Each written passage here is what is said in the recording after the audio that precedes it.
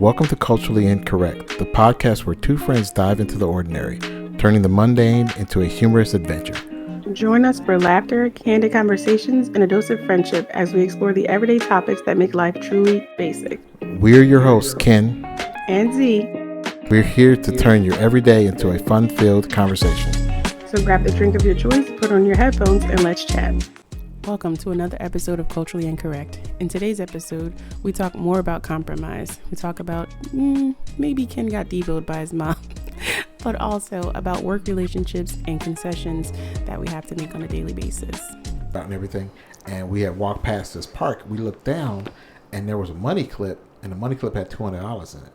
200? 200. Mm-hmm. So me and my brother picked it up. We was like, oh man, we got $200. Mm-hmm. So we did our paper route. We finished our paper route. We went home. We showed our mom. And she was like, where did you get this from? And I was like, we found it. And she was like, good. And then she kept my money. she took the whole $200. She said, this should go to good use in the house. She took my money. She didn't give us nothing. She was like, yeah, we need money in the house. Like, God, no. We got nothing. Dang, she ain't got $5. She ain't give us nothing. It's nothing to go to the candy store with.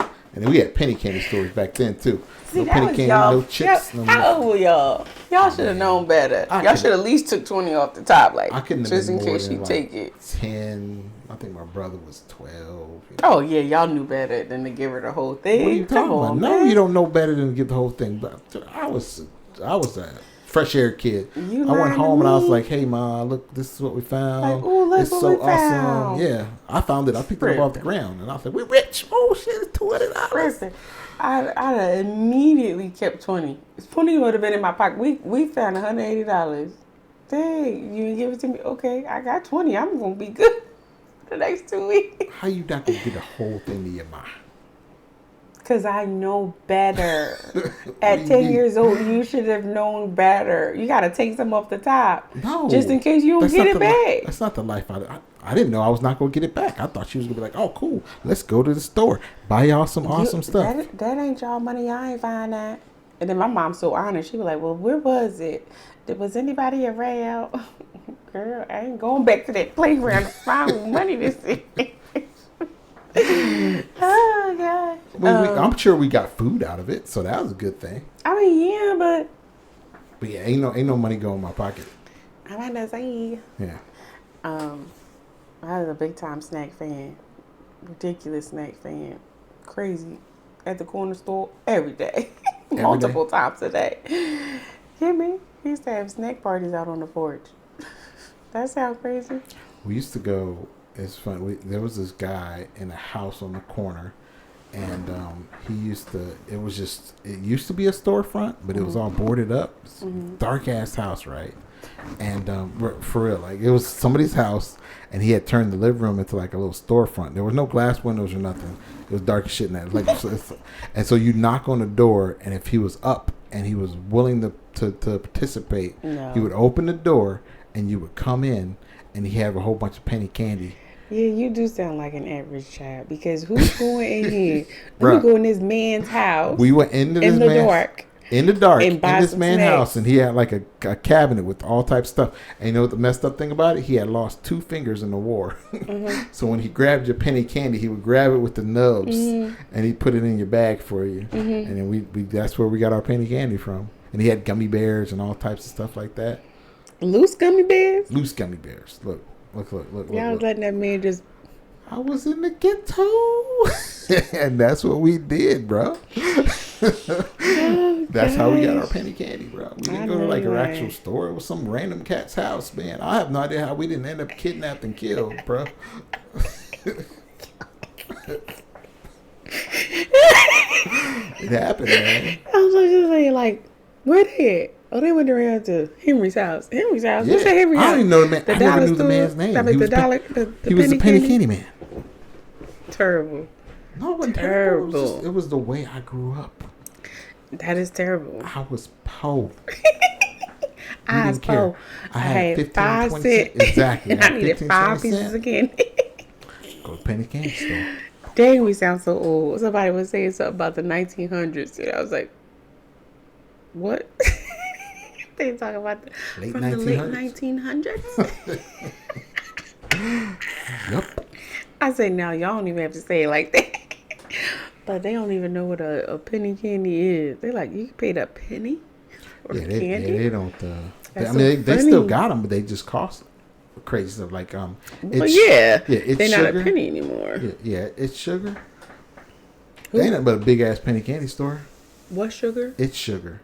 You ever seen it? It's sugars. Like they just got a whole. You normally have like a big gummy bear outside, and you go in, and it's just like the racks of jelly beans and all the stuff you can scoop out with a scooper. Oh, the candy store. Yeah, it's called It's Sugar.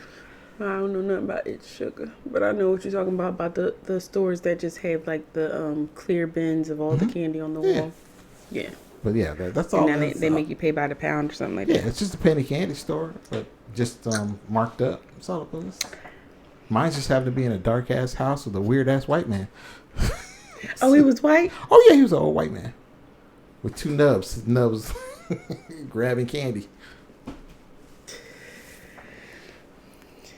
Don't judge me, Z. I feel like judge. All right. You didn't answer that question, by the way. What? I keep answering these questions. What was the question? I don't remember. I think I went on a rant. In your experience, how has compromise contributed to building stronger community connections in your personal and professional? So, I would say compromise for me, there's a not a ton of it, but a good bit of it professionally, where you have to do that. I think in order to maintain relationships, in order to maintain a good flow of work, I think compromise is one of those things where it's inevitable. Like you can't go through life, professional or personal, without compromise. Like there's always, like I said, give and take. And for me, I think the experiences are, like I said, plentiful. Where you literally go to work one day and you're like, oh, I don't know, let's say Jim is out. Okay, but the deadline is in 3 days. Well, Jim's sick. Jim's not coming back. Well, that's not my job, right? But in order to get the job done, I'm going to make some concessions. Okay, I have to fall back on doing this for my job so that I can make sure Jim's job gets taken care of and that we meet the deadline, because that's just ebb and flow, give and take. It just happens routinely, right? It's just one of those things. So yeah, I think that those experiences are plentiful. It's literally on a daily basis. Okay, what am I going to give up or take part in today that either will help someone else or grow me in another way? So yeah, I think my level of compromise is more along the lines of, hey, Mr. Wallace, Jim's out today. That deadline needs to move. We're gonna move that deadline about 2 weeks to the left. I'm sorry, to the right, because Jim is sick. And if you wanted more, you should have hired more Jims. Not happening. He like, I already paid you, so. Oh, you may have paid me for what I do for you, but what Jim does for you, you pay Jim. Absolutely not. So you can either hire another Jim and have a backup, or that ain't how it goes. Now, if you raise my pay and you back, and I'm now Jim's backup, absolutely, Jim's work will get done. But what I'm not going to do is I'm not going to do my work and Jim's work while Jim is laid up and getting paid. Jim is sick. I didn't say Jim was on vacation, Jim can chilling, be sick. drinking a Mai Tai. They have sick leave. So when sick leave comes in, now if he was taking PTO, it's different. You prepare the others. Somebody else needs to do that work. He's sick. Hey man, we're gonna have to slide. Somebody else got to do their work. The virus is real. COVID's out there. Like it's COVID taking down your profits, Mr. Wallace. You better get on that bandwagon and find a cure. On that. You'll find a cure or something, Mr. Wallace. You want this to get done. Oh gosh. I appreciate your companyism though. I see what you're doing. Company man through and through there, Z. We will work. Don't worry, sir. We got this. All right. How do you handle situations where compromise seems challenging? both in personal and professional context? Man, oh sorry, that was my spinner. Oh, I'm a big kid. I like spinners. Jason gave me one of those. Do you use it? Yeah. Oh, okay, it's good for fidgeting. Again, I keep telling you, I don't like compromise, personally or professionally. I throw tantrums. Actually, a grown man. So that's how you handle your situations? Oh yeah, at work, at home, I throw tantrums. Give me an example of his tantrum. What's a tantrum? What does it look like? I literally fall out. I can't fall out right here because you literally. Okay, first of all, you don't literally fall out. I do. Like an NBA player flopping. He asked me to do something I don't want to do. What I'm not going to do is come in here and work more than have to. No. I mean, oh, man. I don't. Buddy. I think, I'm a pushover, yo. So I don't even really think of anything as compromise. I think of one of those things where if the other person is happy and I have the capacity to do it, then it's not a compromise to me. It's just so compromise. I don't know. I don't think I handle compromise well, just because I continuously do, right. If something you need, I will do, and then the moment that I ask for something, if I don't get it, I'm mad. I'm mad. I'm like, yo, I do all of this like I do. There's 100 tasks and I'm doing 99 of them, and then I say, hey, here's the one task I need you to do. And you act like you don't know how to do it, and you can't do it, and you physically, oh my God, I can't do this, and I don't know how. Like, bruh, I done figured out 99 of the things, right? You can't figure out the one? Yeah, you know what I think is that, what I'm hearing you say is you concede, and when people are used to you doing that, when you say, oh, hey, I'm not going to concede this time, they're like, the devil is a lie. You can see it every time, and so I think people get that thought of you like, oh, that's my workhorse, like that's the person who's going to get it done. What do you mean you can't get it done? What do you mean you need my help to get it done? You always get it done. You're my workhorse, right? Like I absolutely believe in my professional life that like people just assume that I'm gonna get it done. Like, oh, here. And to be fair, like I'm not the greatest at anything, but I will figure out a way to get it done, and that's probably not great. Sometimes it's just not good because people tend to lean on that. Oh, well, go ahead and get it done. And I think the profound thing you said right there that kind of opened my mind up was I'm confusing compromise with concession. I think you saying that kind of puts a different light on how I view, like, I don't think I ever really compromise. I concede or I don't concede. Either I'm going to do it or I'm not going to do it. I don't think there's ever a point where of that scale of, all right, I'm going to do this much if you do this much. I know you don't want to do this much, or if you do this, then I'll do this because it's a compromise. I feel like it's always a concession of, all right, I'm just going to do it because you don't want to, or I'm going to do it because somebody has to do it and I'm going to do it. And then it leaves you off the hook to do nothing. So I do think in my life, I tend to confuse those two narratives. No, that's fair. I do think that I concede more than I compromise in the professional realm. On the personal realm, I don't think I do. I think you like to call me a bully. I'm not a bully. I just stand up for things. He's a bully. And so he's a bully. I will say that I am getting better though, at standing that ground at work and not conceding as much or as broadly, I should say. So like I might concede every day, but it won't be to the point of, oh, you work 60 hours this week? Dang, son. Like it won't be to that degree. I don't concede at 10 minutes. Well, that was just an example, but not at work. It could just be a task, right? Or something somebody asked, and you're like, I know they told you to do that because I was in that meeting. Right. I just got tasked with something that's going to take me. I got to go to storage to retrieve it because some engineer asked me for some information from way back, way back when I was. We're going to talk about way back when I was 25, way back, and I got to go get the material that I know I have hoarded away to figure that out, the answer out. Jeez Louise, I'd be like, no, you're going to have to scour the internet or something. I don't know what to tell you. I don't know if these particular documents are on the internet. It's some training material that I had from way back. But I know I have it. So I got to go look. Because it gives a good detailed description of the stuff that I need.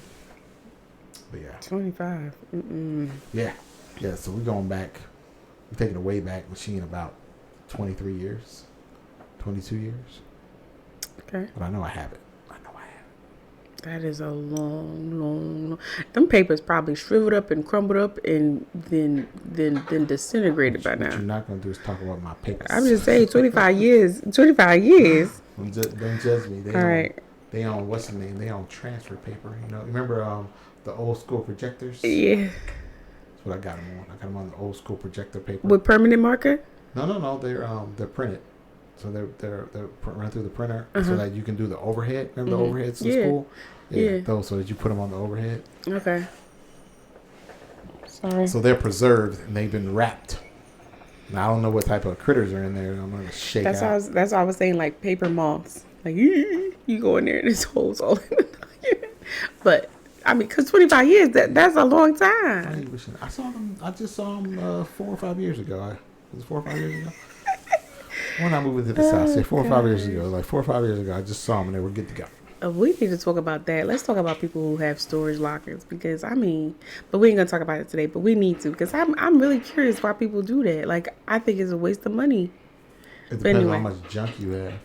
But if it's junk, throw it away, donate it, give it away. So it's compromise. Some people don't like to throw their junk away. Other people like to throw their junk away, and some people don't want to have that junk in the house. Like I am very much so a junk-free person. I hate having junk in the house. If you're not using it, I don't feel like there's a need for it. Other people, right? Get rid of it. Other people like to hold on to stuff that they can't fit from when they were in high school. Because think about it. By the time you pay the amount of money that you pay for your storage locker, even if you get it on an extreme discount, you've paid for that stuff in that locker 3 times over. Get rid of it and buy it new to fit your current decor, to fit your current physique, to fit your current state of mind. All those things change within 3 to 5 years, which you didn't already paid your money for. I understand that. You're not getting any argument out of me. I'd burn that whole thing down if I had to. I'm gonna burn it to the ground. I really don't get that. Yeah, and then I don't have attic storage like that to put my Christmas trees and stuff in. So. But you have a garage. Yeah, but my and garage you could absolutely get a shed to put in the back. Yeah, I can do a shed in the back. I'm not saying that everybody has that ability. I'm just saying why. But then I don't like vermin. Vermin like sheds because they're uncontrolled areas, and underneath that stuff like that.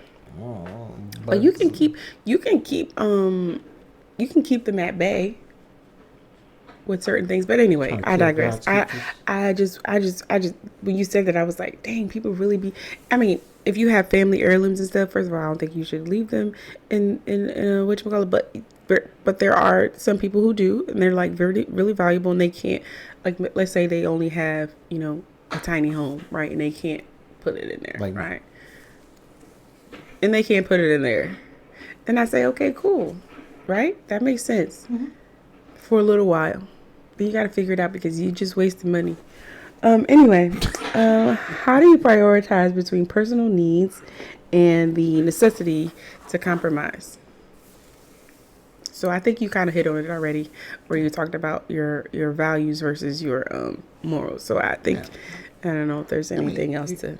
We all have personal needs, right? We all have things that we want, right? And needs are shaky, right? We can't really call them needs. We can say personal wants, because I would hope that nobody's compromising on eating, being in a safe place, and and being able to take care of the things that you need to take care of. So, like, we're talking about wants, right? I would like for you to do these things all the time. Well, you can't do them all the time. Well, can you do them at least once or twice a month? I would like for you to do those types of things. I feel like I'm very much so a, do what you want to do. Like, I concede again, right? I'm like, hey, I'm not going to force you to do nothing you don't want to do. I'm not even going to talk to you about trying to do things that you know are going to make me not so much happy, but that fulfill my need or my wants, right? I feel like if a person that you're in a relationship, you're going to do the things that make it makes sense for me to fulfill my wants because you want to, right? Mm-hmm. I'm going to do this. I'm going to go get her coffee. I'm going to fix her breakfast. I'm going to, take care of her laundry. I'm going to make sure that the dogs get put out. I'm going to make sure she has time to do all the other things that she wants to do, because by me doing those things and compromising and making sure she has the extra time she needs, makes her feel like her wants and her needs are met, right? Mm-hmm. So for me, I don't think... I think I go above and beyond to make sure that if there are things that I can accomplish in a relationship that makes the other person freed up and that they don't have to deal with them, I'm more than likely to do them. I don't know if that's ever reciprocated though. So would you say so? Because the next question was going to be striking a balance between, your preferences and like being open to compromise, but it sounds like you don't have that. You have nurture, I guess. Yeah. Nurture. I'm gonna work my fingers to the bone to make sure that you have to do as little as possible. Yikes. Like I am going to go. I'm gonna run myself ragged. Yeah. So you can't. You won't ever strike a balance. There's no asserting of your preference. No, I will never say, "Hey, you didn't do this, and I wanted you to do this," or "Can you do this for me?" Like everybody put a sad face in the comments. But that's just who I am. I am so used to doing things by myself and for the other person, and carrying the weight and just throwing it all on my shoulders and moving forward. I believe you. That because you get mad anytime I try to do something. I be like, okay, all right, I believe you a little for now because I like to do stuff for people. So you getting mad at me is just frustrated. Like, okay, fine, then I won't do it. Then I won't do anything. Then you be mad. You have gone to the other side, my brother. I have never been mad at you for trying to do things. I have asked that you allow me to do things for you. I'm sorry. When somebody gives me attitude, I assume they mad. What attitude? Because you ain't giving me attitude if you happy. What attitude? Explain. Give me an example. We ain't finna go there because we already established that you don't think I'm a woman. Okay, so we don't need to go there about how any of that. No, we gonna move right along. So, I'm just saying you on the other side of compromising. So what you're saying is because I cater to you.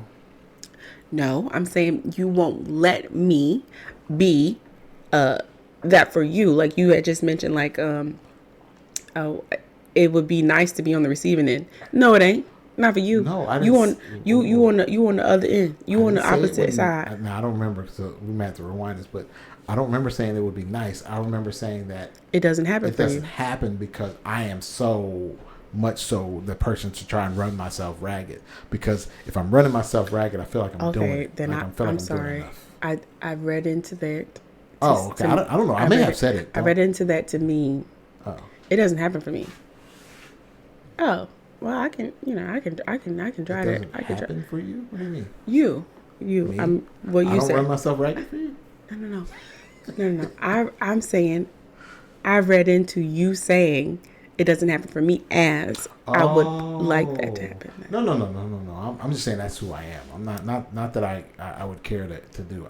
Like I said, it goes back to that. Like I said, the way you open my eyes to compromise versus concession. So can I ask, would it be okay if, let's say, you met a lady friend and she was like, oh, she on that Destiny's Child, cater to you type level. No, absolutely. You finna be like, girl, you got to go. Yeah, no. No. You're doing all of the things for her that you like to do. But I wish I could show you that clip. You seen that clip of the girl giving her man a facial and all that. Yeah, so you like, heck no. Don't rub my head. No. Don't rub my feet. Don't give me no massages. Don't look after me because I want to make sure that you can sit back and relax and you do nothing. Is that what you're saying? You find a woman who's willing to be like, I wanna get a thing. But do you like? So I think my trauma is: do you really want to? Like, I know I do all the things because I'm trauma. It's trauma, right? I do all the things because not necessarily that it makes me happy, but because it makes me feel less anxious. But if you didn't ask, then wouldn't that mean that she wanted to do it? I don't know that. How would you? How could you know? Like, I'm gonna know. No, how could you know? I'm going to know. No, I don't think you're hearing what I'm asking you. How could you know? I'm going to know. I was going to just keep doing this skit. You know that skit that they do? Where it's like, they're never going to know. How would they know? Like, I thought we were going to do that back and forth for a while. We are not doing that. We are not doing that. Do you hear me? We are not doing that. How would they know? No. you know my brain goes, squirrel. So, I feel like, at first, I will be accepting. And then the moment that you bring it up, like, well, I did this for you, I would be very much so not accepting. I would be like, oh, well, then you don't have to do that anymore if it's a chore. Like, I don't feel like I'll do, right? Mm-hmm. Like, the only reason I don't do as much for you is because you yell at me. And you be like, I can do it. I can do it. I'm a grown ass woman. I can do it. No. That's not the expectation. I'm asking if you were in a relationship, that's would you be willing to let her do those things? That's what I'm saying. I would let you do it, right? Until she brought it up. Because at that point, I feel like you're doing things just to bring them up later on to be like, well, I did this. Because I'm going to do things and I'm never going to talk about it. I'm just going to do them. I'm just going to do them and we're going to move on. And then I'm going to continue to do them and we're going to move on. How will she know if you like her doing it if she doesn't bring it up?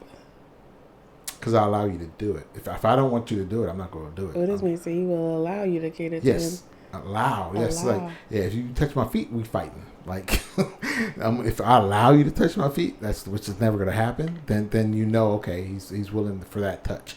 If you touch me and I'm like, yo, we cool, and I don't say nothing about it and it just happens, then you know. But you know me well enough to know that if somebody touches me, and I don't want them touching me, I am going to be like, don't touch me. I don't like that. Why are you touching me? Like, don't touch me. I don't like that. So if you touch me and nothing is said, and it's like, all right, cool, then it's cool. Okay. But I'll be the first person to be like, yo. I will look at you like. But I just feel like you said, let's say there's 20 things that need to get done. Mm-hmm. I feel like you doing the 18 and her doing the 2. You'd still be like, well, just sit back. I got it. Where it's just her trying to be like, oh, you already did the 18. Let me help. Let me do something to show you that, hey, I appreciate the 18. Let me go ahead and hit this too. So here's the weird thing for me. I'm weird and I accept being weird, right? So I'm going to do the 18 things. I'm not going to be like, hey, Z, yo, I'm going to go do these 18 things. No, I'm not saying that you should. A, B, C, or D, right? I'm just going to go do 18 things. So in my mind, when somebody comes to me, like, so say that there's a sink full of dishes, right? Mm-hmm. If you walk up to me and be like, hey, do you want me to do the dishes? No, I'm just saying she's just going to do them. No, she doesn't. That's fine. I have nothing to say, right? Because she did the dishes. Mm-hmm. I'm not going to say anything in the positive or the negative.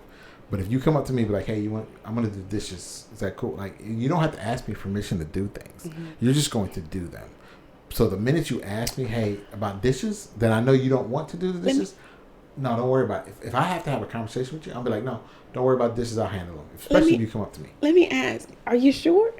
Are you sure you wouldn't say, are you sure you wouldn't just be like, why did you do that? No.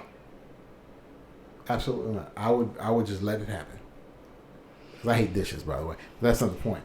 But I'm not even talking about this specific task of doing dishes. Uh-huh. I think I'm more so if she did something mm-hmm. and you were like, "What? Did you not think I was going to get it done?" No, I would just accept it. I would be cool with it. If you don't say anything, you just do something. I do not get that from you. I do not get that from you. I do not get that. What you trying to say? The opposite.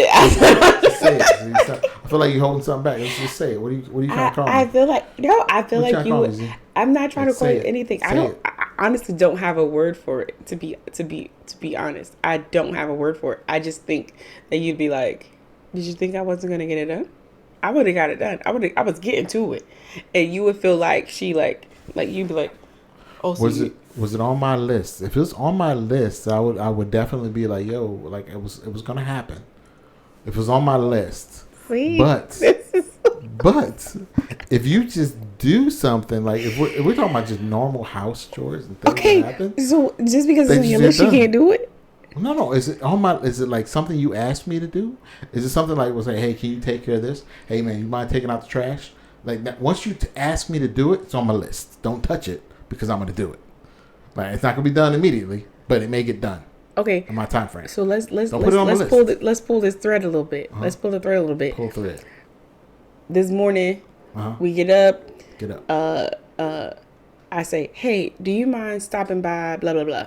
Because I have so much to do today, and you're going out. You're like, yeah, but you get called. Let's say you get called to work. You gotta do some stuff. I finish my day. I finish the things that I have to do around the house. So now I can leave.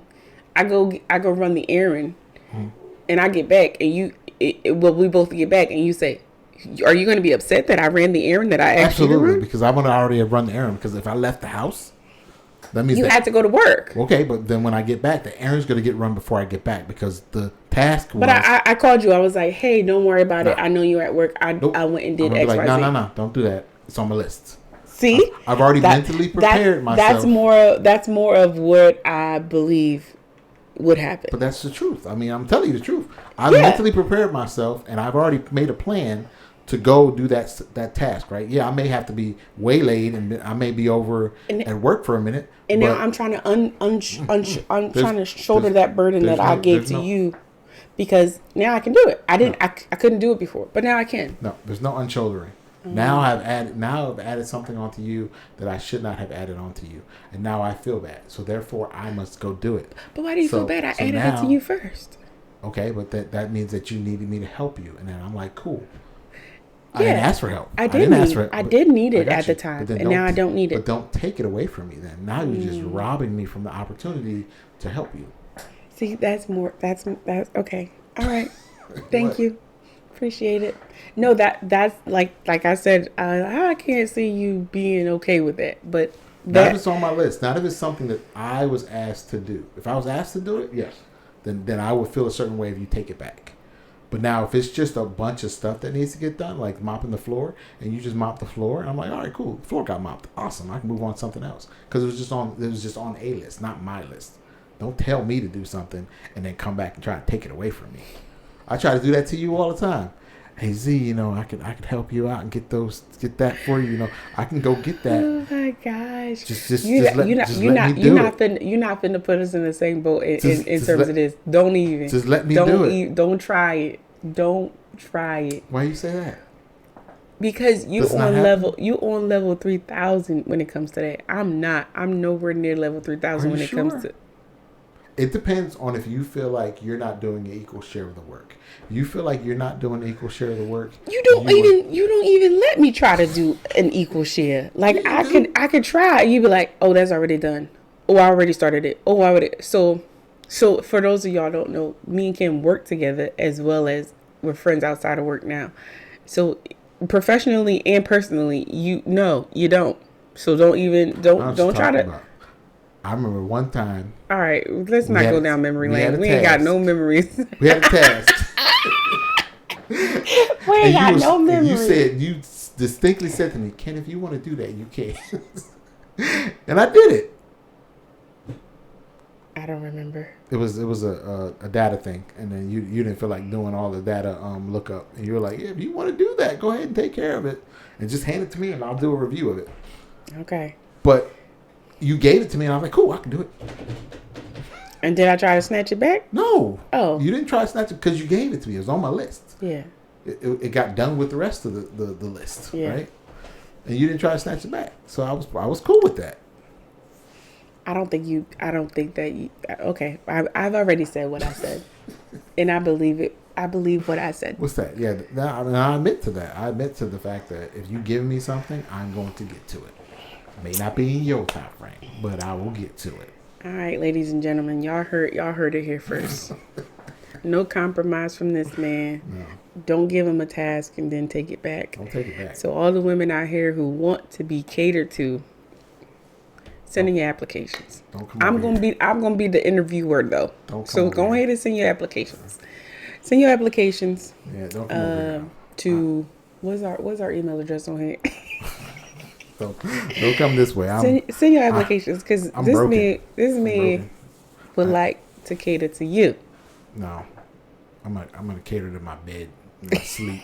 My pillow is getting all my attention. No, but thank y'all for tuning in. We about to go find some lunch because your girl's stomach is growling. I'm sorry if y'all could hear it through the microphone. These are some good quality microphones. They might have heard my stomach growl twice, but thank y'all for tuning in, and we will see you in the next one. Catch you later. Thank you for joining us for another episode of Culturally Incorrect. Please join us next time.